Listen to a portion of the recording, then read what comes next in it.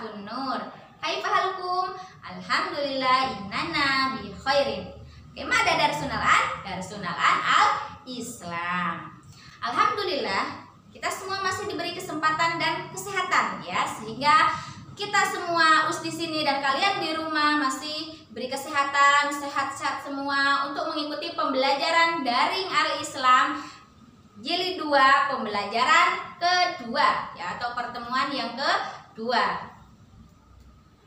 Silahkan dipersiapkan dulu alat tulisnya, kemudian dibuka BBD jilid 2, pembelajaran al-Islam pertemuan yang kedua ya nak.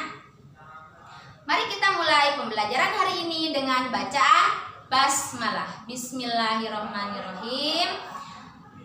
Kemarin kita sudah belajar tentang rukun iman yang ke-5, yaitu tentang iman kepada hari akhir atau hari kiamat. Nah, sekarang juga kita akan melanjutkan materi tersebut. Kalau kemarin kita sudah belajar tentang pengertian, kemudian nama-nama lain hari akhir, pada kali ini kita akan belajar tentang macam-macam hari kiamat, kemudian tanda-tanda hari kiamat terjadi dan hikmahnya seperti apa ya.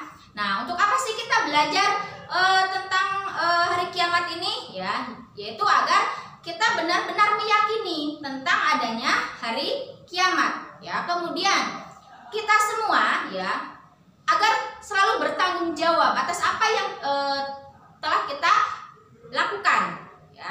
Itu merupakan sebagai sebuah implementasi kita terhadap iman kepada hari akhir atau hari kiamat. Dan yang ketiga, kita memahami tentang pengertian hari kiamat. Nah,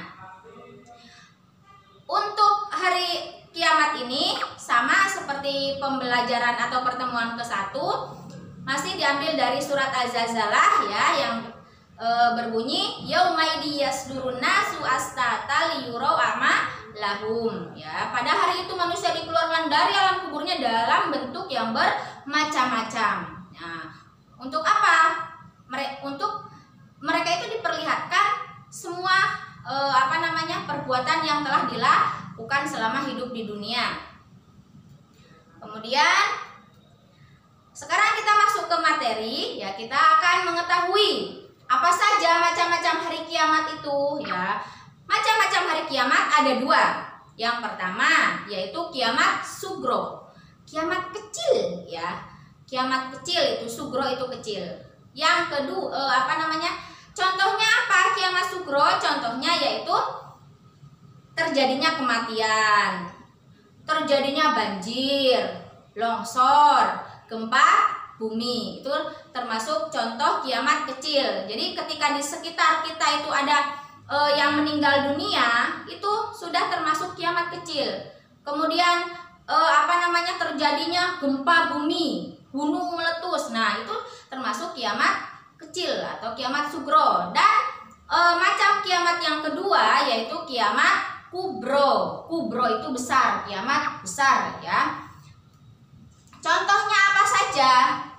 Kalau kiamat kubro itu contohnya hancurnya alam semesta dan seisinya.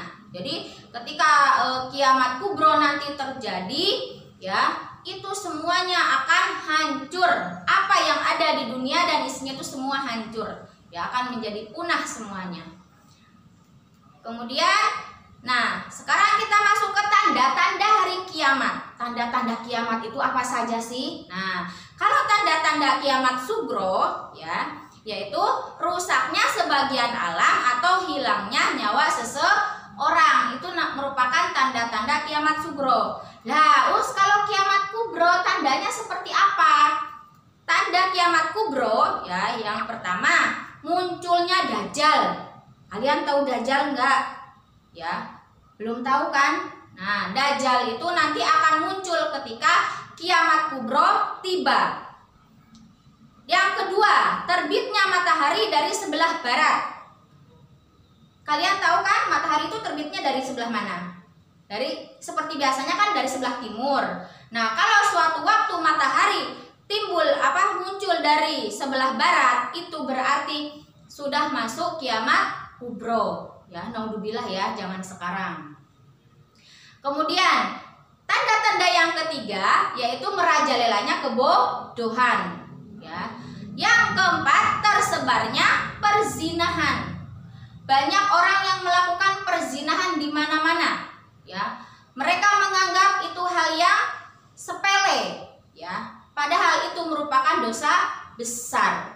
Nah, orang yang meremehkan hal ini, kemudian banyak yang melakukan perzinahan di mana-mana, ini merupakan tanda-tanda kiamat kubro akan tiba. Kemudian munculnya binatang melata atau dabatul ard. Jadi nanti akan keluar binatang, ya, yang mengerikan, ya, dari bawah tanah. Tapi itu akan keluarnya nanti ketika kiamat tiba, ya. Kemudian gaya hidup yang suka berpoya-poya dan takut mati. Seperti yang kita ketahui, banyak sekali orang sekarang yang hidupnya itu selalu berpoya-poya, lebih mementingkan keinginan daripada kebutuhan dan kewajiban, ya. Kemudian setelah tanda-tanda kiamat, ya, kita masuk ke hikmahnya. Hikmah beriman kepada hari akhir, ya, itu tuh apa sih, untuk apa dan apa saja, ya. Yaitu yang pertama, menyadari bahwa semua makhluk itu akan rusak dan akan ada kehidupan yang kekal atau abadi, yaitu nanti di akhirat. Dan hikmah yang kedua, menyadari bahwa seluruh kehidupan yang ada di dunia, ya, baik ataupun buruk, itu akan menerima balasan, ya, balasan dari Allah. Kemudian yang ketiga, meningkatkan sikap disiplin dalam beribadah. Orang yang benar-benar sudah yakin akan terjadinya hari kiamat, maka dia akan meningkatkan ketakwaannya, lebih disiplin dalam beribadahnya, sholat tepat waktu, mengerjakan hal-hal yang baik, selalu tepat waktu, ya. Kemudian memberikan ketenangan dan ketentraman dengan kepasrahan dan kesabaran bahwa kebaikan akan dibalas dengan kenikmatan dan kejahatan akan dibalas dengan azab, yaitu sudah pasti. Kemudian hikmah yang selanjutnya, mengendalikan diri agar tidak mudah terpengaruh dengan keindahan dunia dan lebih mengutamakan keindahan akhirat, ya. Utamakanlah akhirat, maka dunia akan mengikutinya. Maksudnya apa sih, Us? Kalau kita itu selalu mengutamakan urusan akhirat, maka apa yang kalian inginkan di dunia ini akan lebih mudah, ya, akan Allah permudah segalanya, asalkan kita lebih mengutamakan urusan akhirat. Apa saja itu urusan akhirat? Yaitu tentang beribadah kepada Allah. Utamakanlah ibadah kalian, ya, sesegera mungkin, banyak beramal baik, ya, sholat tepat waktu, berbakti kepada orang tua, berbuat baik kepada sesama, itu merupakan salah satu kunci kenikmatan akhirat nanti. Nah, perilaku, ini contoh perilaku beriman kepada hari kiamat, ya. Apa saja?